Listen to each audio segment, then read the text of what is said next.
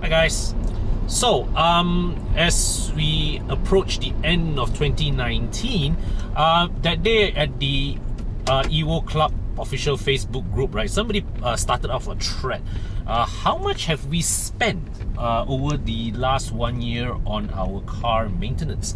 All right, this guy, he posted an image of his total service cost of his 4 or 5 cars, and invited everybody else to share their total maintenance. So it was a very well received thread. There were a lot of responses. I myself, took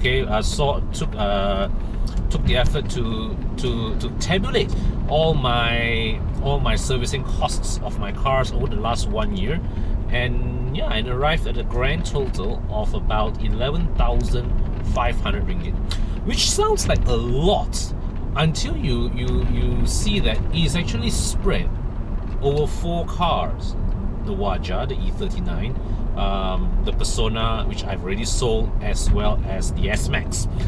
And we have to bear in mind the figure is inflated because I spent 4,500 ringgit on this car's paint job. So in reality, what really out of the 11,000 that I've spent, chances are it is only about 5,000 or 6,000 ringgit that is spent on things that could potentially lead to me sitting on a flatbed. Okay, a botched paint job does not put you on a flatbed. It makes your car look ugly, but it does not put you on a flatbed. A spoiled water pump, a broken drive shaft, those are things that potentially put you on a flatbed, or potentially put your car, that set your car onto limp mode.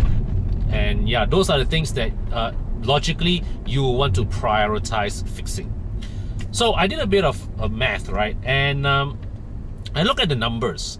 Right? 11,500 ringgit, yeah, it sounds like a lot of money. But when you realize that, hey, it is actually spread over 4 cars. Not only that, it is, if you divide it on a per monthly basis, it is about 960 ringgit a month, which is, well, if you convert it into monthly installments, it is the same amount of monthly installments you pay in a 5-year loan for a Myvi, or a 7-year loan for an Almera, or a 9-year loan for a Honda City. And here I am spending the same amount of money to basically keep 4 cars on the road. Yeah, well, not exactly, because I am still paying installments for the S-Max, but that's a different story lah. In any case, the S-Max's contribution to that total wasn't much. Since buying the car until now, besides petrol, the only thing I've spent on that car is just 1,000 ringgit on a pair of rear tires. That's it. I did send the car in for a service, but that was on the house because the car is still under the free service program.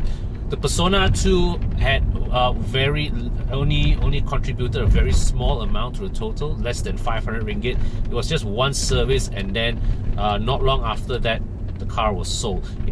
The car did go into the workshop more than once, because if you remember from my earlier videos, the car did overheat once before, and but that was solved by warranty. So they changed that car during the visit to the COE. They've changed a lot of things. They've changed the radiator, a lot of parts from the radiator. So yeah, that car has a lot of new parts in it, but basically in monetary terms didn't cost me more than 500 ringgit. The Waja, the total amount spent on the Waja also did not exceed 2,000 ringgit. So yeah, the Waja has been very well behaved this year, thank God.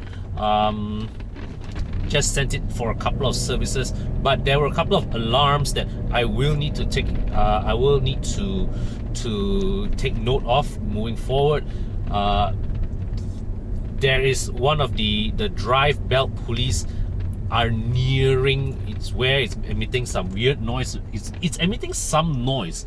Very interestingly, right, what happens is that when I when I start off from standstill, when I release the clutch, when you put load onto the engine, there is a bit of a tak tak tak tak tak sound. So when they checked it, they found that it was a problem with the one of the drive belt pulleys. So that, but the wear is not severe, so it's good that I'm aware of it, and it is something that in maybe the next service it will be due for a change. One more item that that needs a bit of attention, but still it's still usable for at least another 6 months to a year, is the CV joint, the drive shaft, or the drive shaft. Yeah, it is showing signs of wear and tear. It's not generating any sounds, but there are signs of wear and tear visible in the visual inspection. So I was in Proton COE and I asked them, so how much to fix it? Not 200, 2,000 ringgit to change the drive shaft. Yeah, new original drive shaft for a Waja is 2,000 ringgit per side. Let that figure sink in for a while.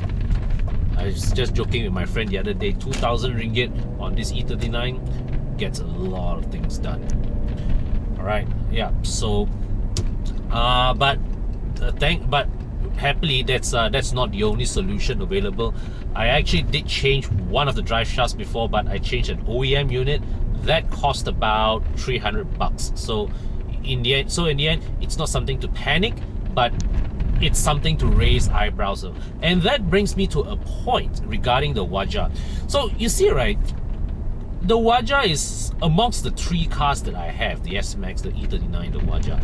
The Waja is the one that thus far has proven to be the most reliable car I have.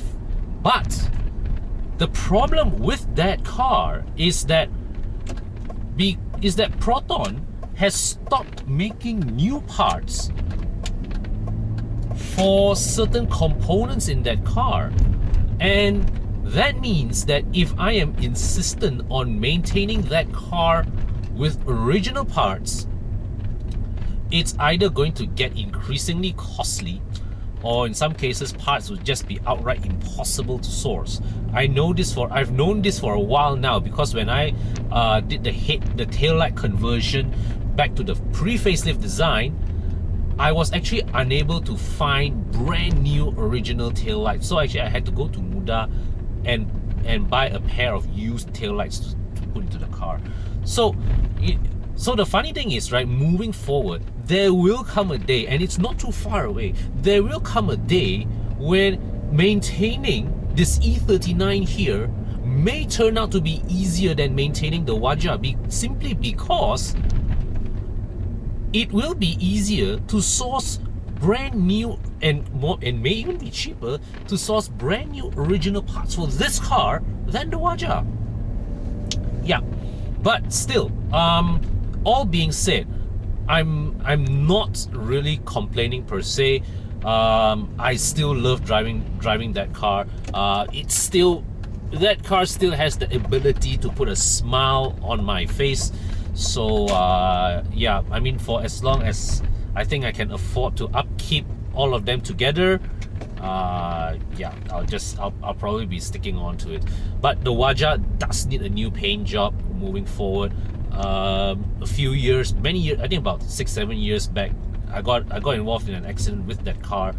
Front end minor collision, but it did require a respray of the front end. And yeah, the paint shop that did it didn't do a particularly good job, and yeah, the paint, I've got paint peeling off from the bonnet already.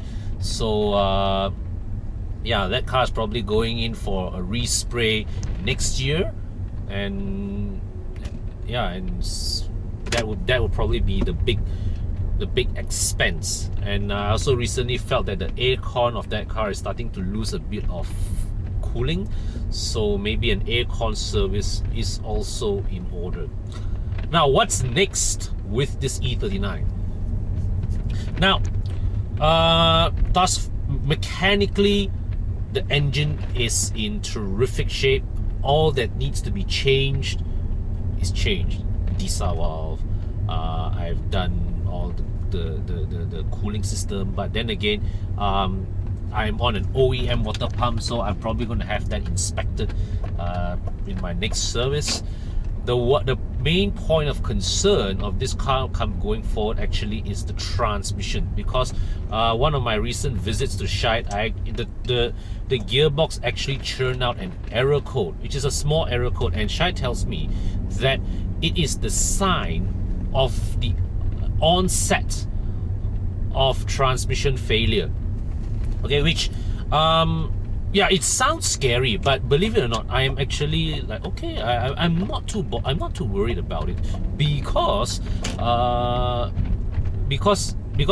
this transmission actually, it can be rebuilt. The what do you call that? The remedy.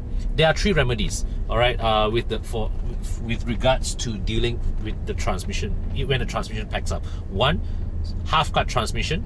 Cheaper solution, but also the riskiest, because you do not know what is the condition of the half-cut transmission. 2nd, rebuild.